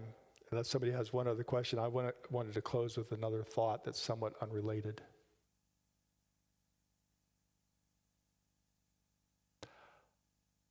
Sitting back here, I noticed the Buddha at the back of the altar.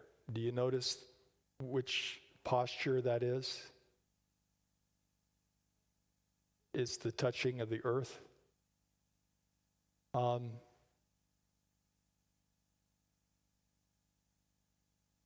To me, this really underscores the climate movement for me. You know the story here, that Buddha had just come to the awakening moment. He's being tempted by the demons, challenging him on, oh yeah, how do we know that you're awakened? Who bears your witness? Who bears your witness to your awakening? And what does the Buddha do? He puts his hand to the earth and says, the earth bears my witness. The earth is my witness. And where we're at now, it's our turn to bear witness to the earth.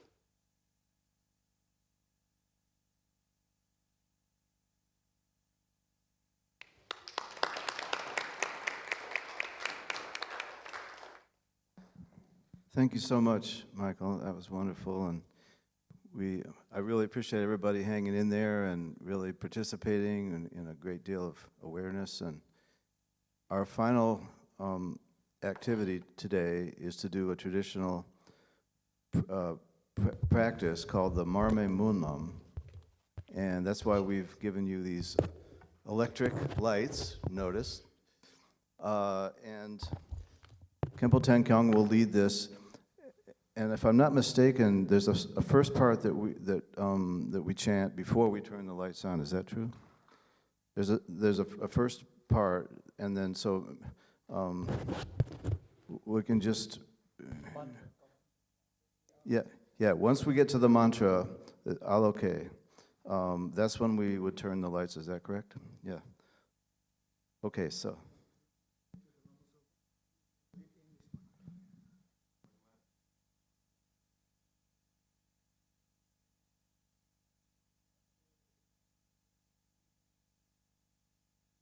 So you want to do it both in English and Tibetan? Perfect.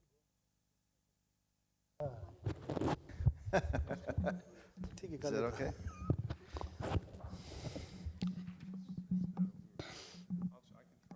Okay, so I'm going to turn this off, and when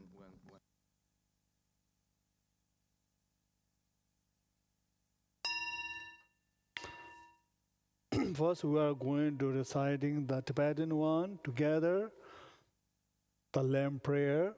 Then after that, Lama Selba will be read, and we have to follow him. Repeat after him in English.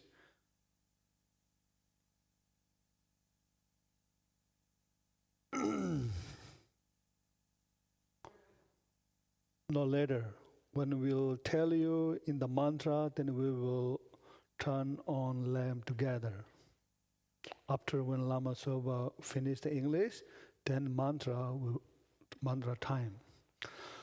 Om marme ye ne ne tong sum ye tong chambo jigden kam ye koryo da number ye Tombo ne re yalbo re ra zamdo ye Marco ne tai yazo zamdo ye Chane sanje re re ye tundo tongchu re re chongwa je Wegi sebe tsemo menche ne narmebe nyawa hinje ge marikbe mumba tamje Choju sanje dan chanju sembe shingam tamje wesom do tongshin sawa je.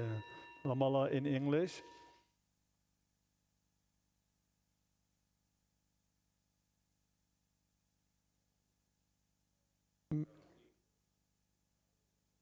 Of this wall, realm on Belen wall.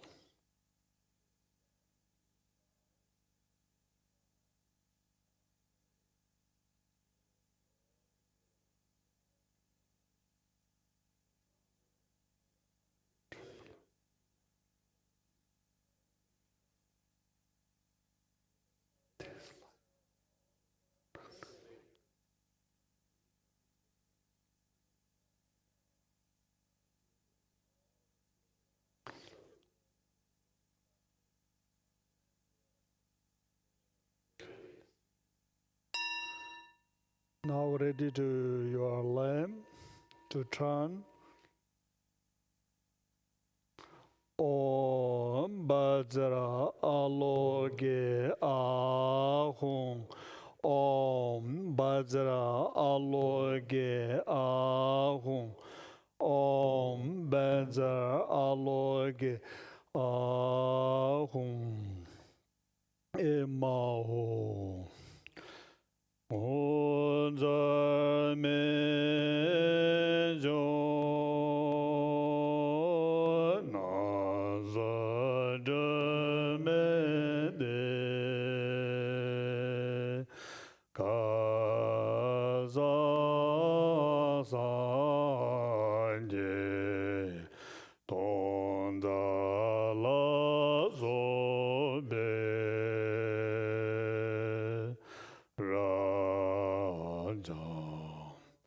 조조에 신가 마루베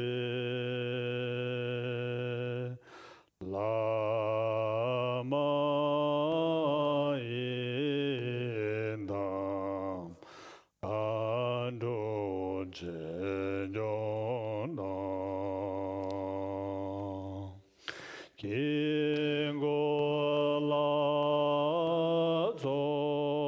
긴고라조 남라버와니 밤에 존재 샘젠담쟁예 제라 니나 기대 남제도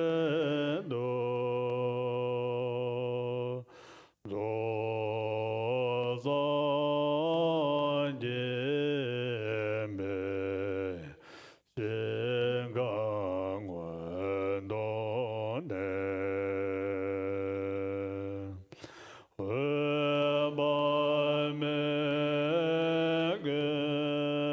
회발매근 니나의 매쇼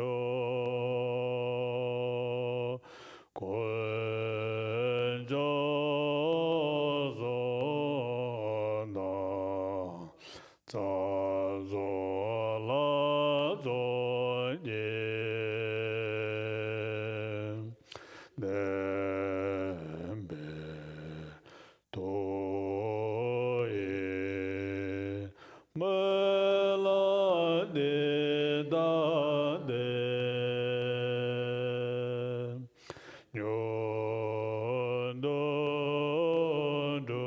연도도마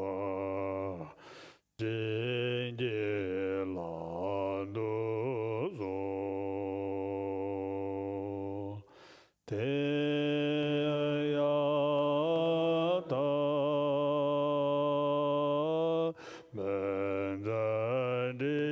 맨자리야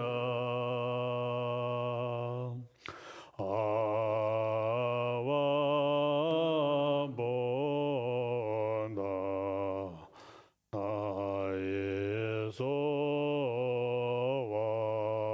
나에소와 대야 다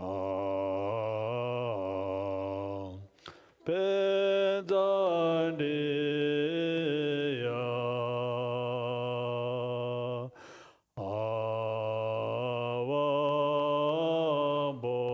아와본다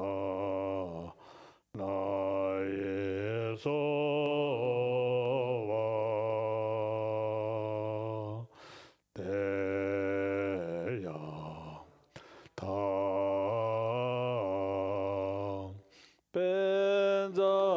뺀자리야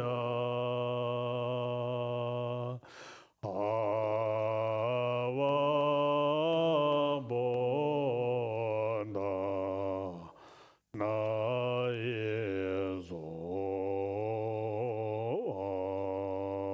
나에소와 Aminima, can you pass to Meg to Lama Soba?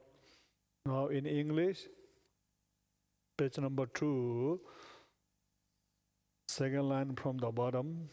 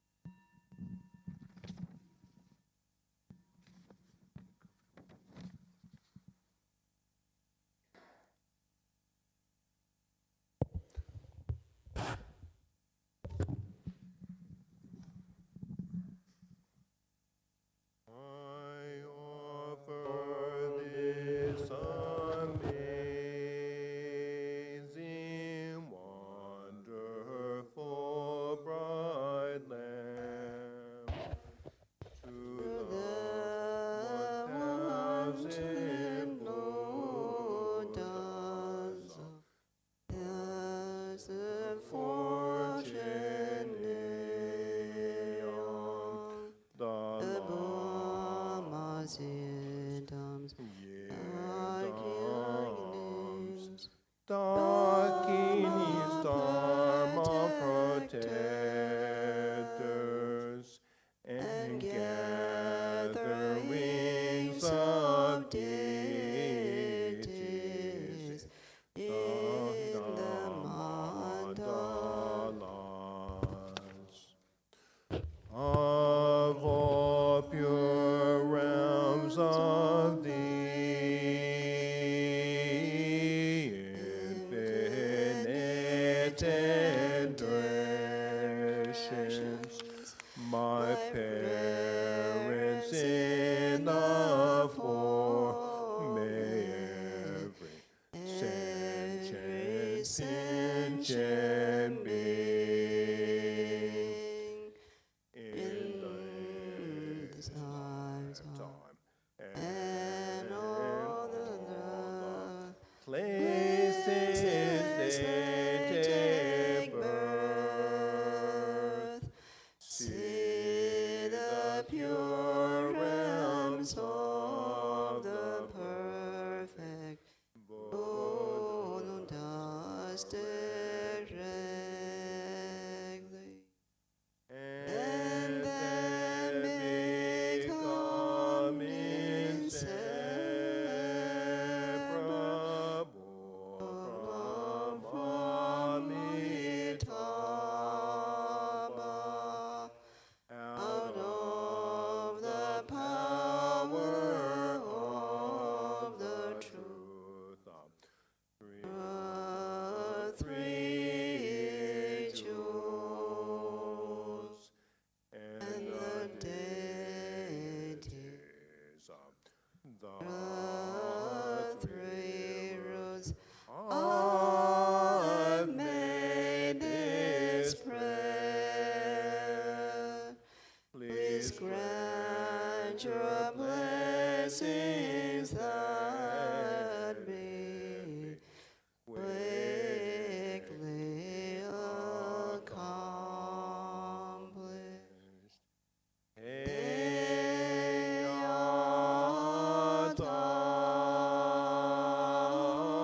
Benzadiya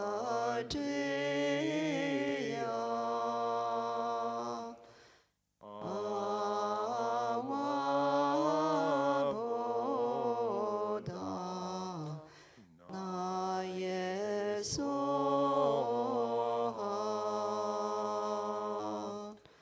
Teya Ta Benzadiya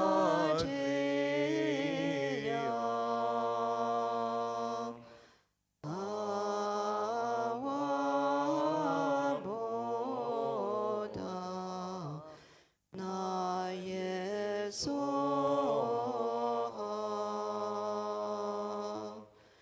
Teya Ta Benzadiya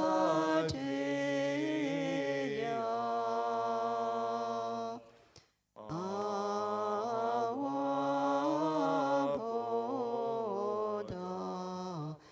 Na Yesoha.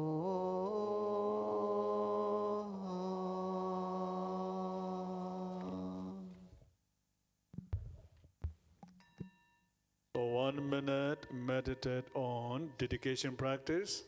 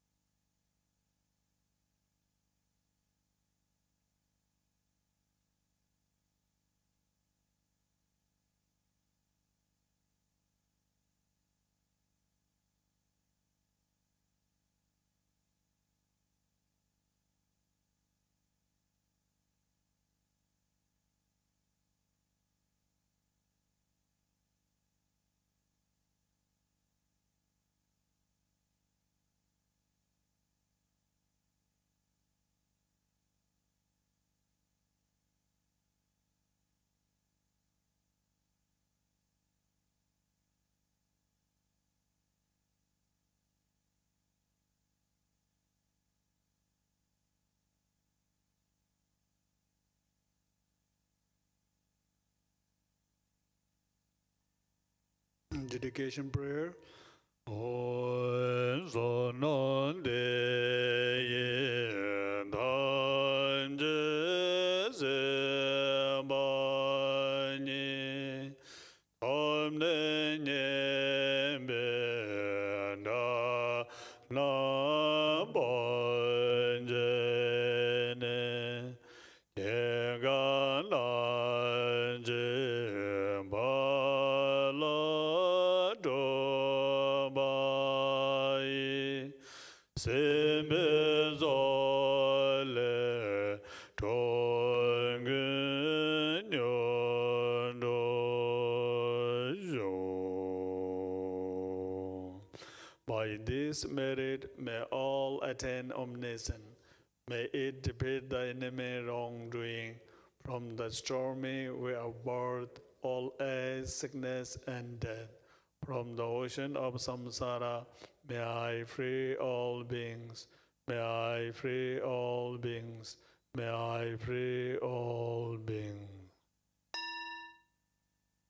David, do you want to say something before we close? Samasaba, can you pass the mic?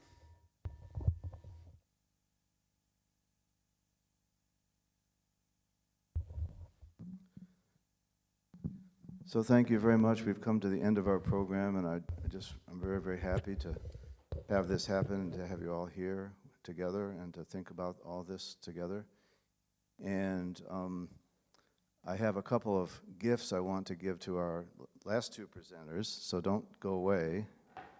And it was also suggested that if people want, we could do a picture of the entire crew up here. So let's start with giving some, but before I do that, I want to say something. I've been the MC of this program today, but I am not I have a co-producer who worked with me for several months, without whom this would not have happened. And I'd like to acknowledge Xiaobin Min, who worked with me for endless meetings and conversations. And so come up and... Do you want to say anything at all? Yeah, I think I love the environment. I feel I have very strong connection with nature, and I love the trees. So when the first time I went to the Gamma Gaju and the Holiness Gamma, and he mentioned about the environment, and he is really take care the people, how much they take care of the environment. Since then, I started to follow up Holiness Gamma. I feel he is really take care of this world, take care of all of the human being.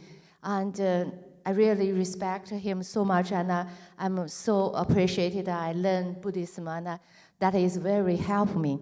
And today I listen from Jenny and Michael, and it's really helping me. I'm shocked. It's from another side, I can feel that is a big help. So I would like in the future to connect with both of you and learn from you. Thank you so much. Thank you all. Thank you all the people working hard for that. Thank you. Thank you. And Lama Lojo, thank you so much. Yes, I'd like to repeat your thanks to Lama Lodro, who worked with us many meetings and emails, many of which she was in India translating for Siddha Rinpoche and even answering emails promptly from India to make this happen. So I really appreciate that greatly. So. Okay. Yeah, and we have two gifts, one for you and one for, please. Our Kambu will be given. Oh.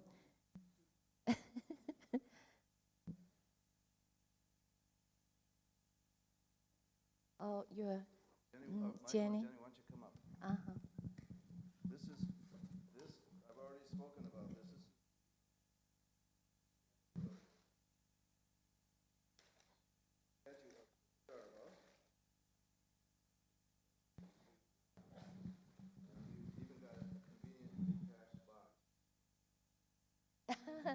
you.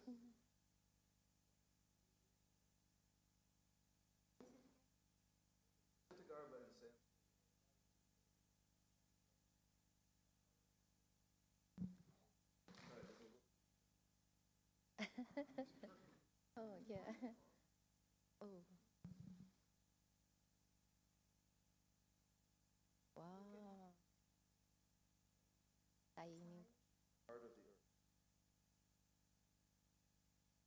Great name. So do people want to take a picture? Yeah. Want to get pictures of We take the picture together. Please come here.